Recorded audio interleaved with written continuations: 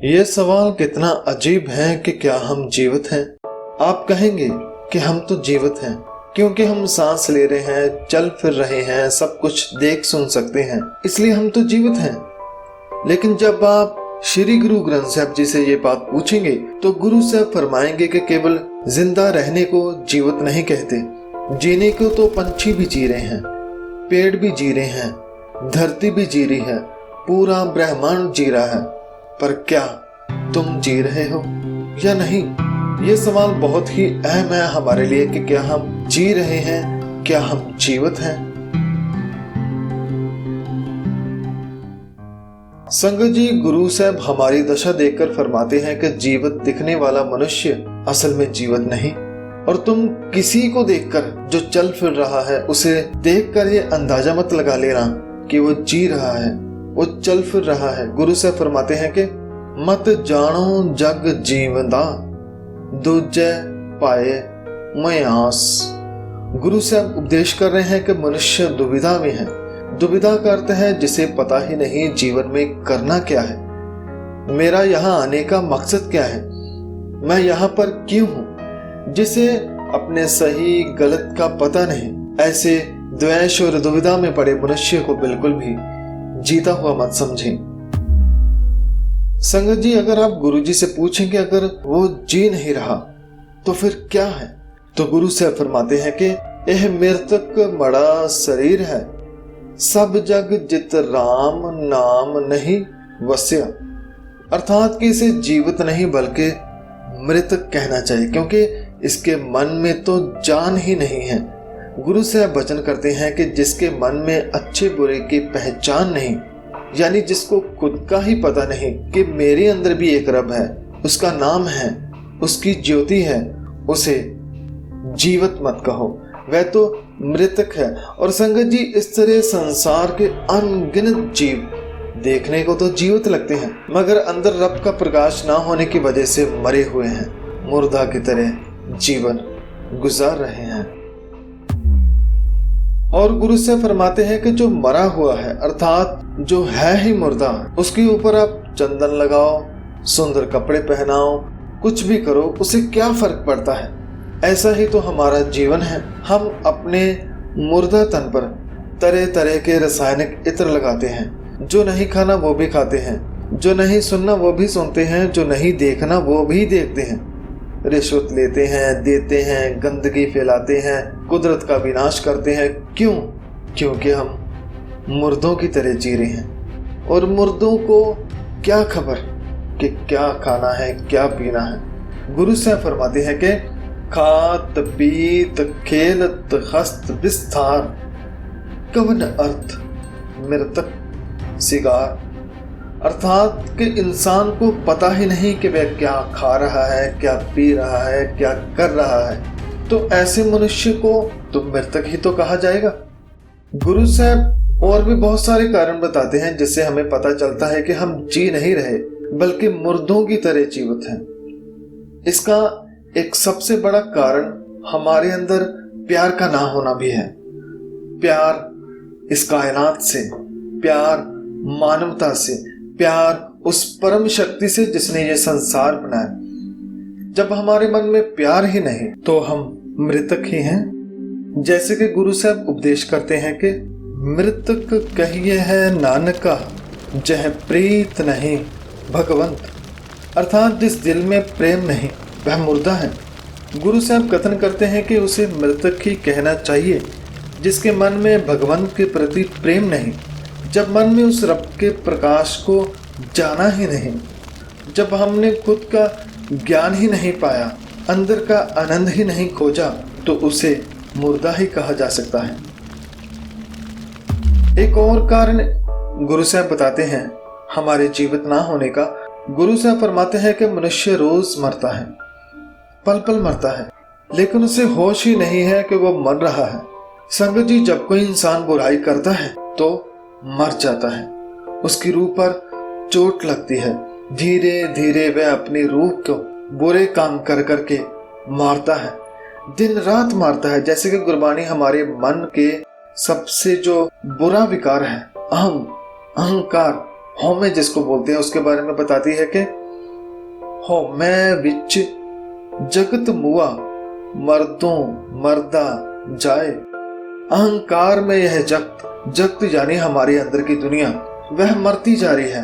हमारे अंदर का संसार मरता जा रहा है और पल पल तिल तिल करके मरता ही जा रहा है और हमें कोई होश ही नहीं है कि हम कैसे अंदर से घुट घुट के मर रहे हैं। उसके बाद गुरु साहब एक और उपदेश करते हैं कि हमारे अंदर बुरे विकार बुरे ख्याल आने का कारण होता है जब हम रब को भूल जाते हैं। तो जब हम रब को भूल जाते हैं तो सभी बुराई हमारे अंदर प्रवेश कर जाती है। जैसे कि गुरबानी का उपदेश है कि सो मुआ जिस मनो विसार है, कि जिसने मन में से रब को ही भुला दिया है, अर्थात जिसने मन में से प्रभु गुणों को, सत्य को, दया को, प्रेम को मन से दूर कर दिया है, वह भी मृतक है। गुरु साहब ऐसे अनेकों ही प्रमाण देते हैं जिससे हमें पता चलता है कि हम जी नहीं रहे, हम तो अपने मुर्दा शरीर को ढो रहे हैं और दुखी होते हैं इस बोझ को लेकर। मगर संगत जी घबराने की बात नहीं।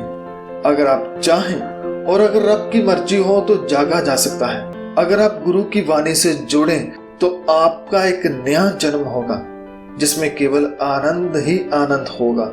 जैसे कि गुरु साहब फरमाते हैं कि सतगुरु का जन्म गवन मिटाया, अर्थात कि जब सतगुरु के घर में मेरा जन्म हुआ, यानी जब सतगुरु की वाणी से अपने जीवन को बदला, जब अपने मृतक शरीर को गुरु की वाणी से जीवित किया तो फिर एक नया जन्म हुआ, सतगुरु के घर में जन्म हुआ।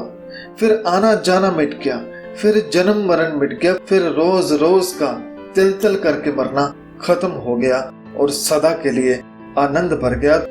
तो इस तरह से गुरु की वाणी से जागना है, उनकी बताई शिक्षाओं में जीना है, ताकि हम जो जन्मों जन्मों से सो रहे हैं उस नींद से जाग जाएं।